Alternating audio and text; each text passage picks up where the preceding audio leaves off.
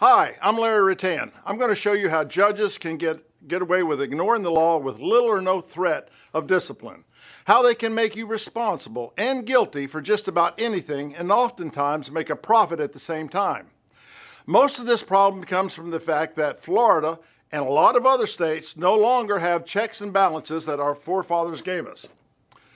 This system was set up to make sure that no one part of the government would become too powerful and dominate the government. This ended in 1972 when Article 5, Section 15 of the Florida Constitution was adopted. 1972 was the height of the Vietnam War.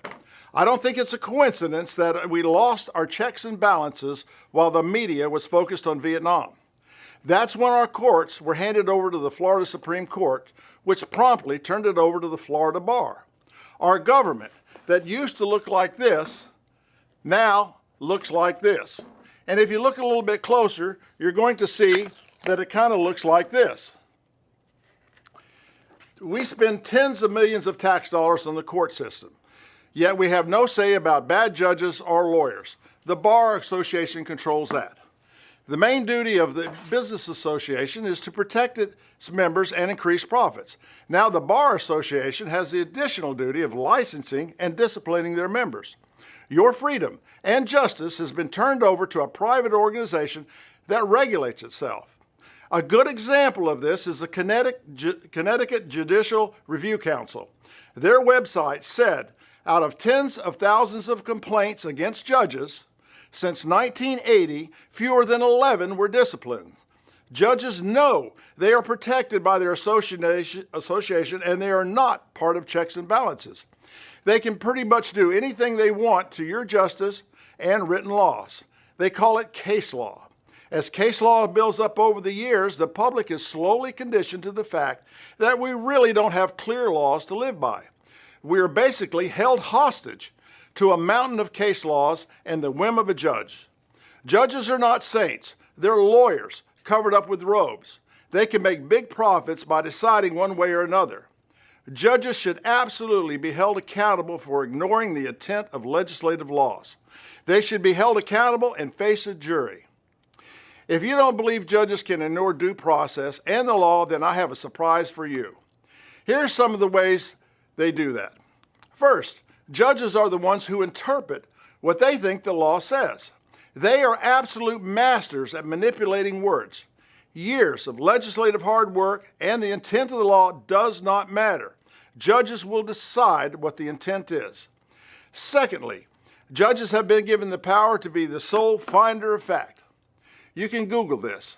Family courts spend 5 and 6 years presenting evidence. In the end, the judge will completely overlook what they want, dictate what the facts are, then make the decision they want. Thirdly, most of the time, judges are only required to consider evidence. They don't have to act on evidence, they only have to consider it. This one word has been highlighted in many legal briefs. Most of the time, this one word will defeat mountains of evidence from the other side. Fourth, once a judge makes a decision, you are now guilty of whatever the judge says. Your case no longer has a 50-50 chance. You are guilty. The odds are more like 90-10 for justice. This is like communist countries. You are guilty until you can prove your innocence. Fifth, and probably the most important, judges can make big profits by ruling one way or another.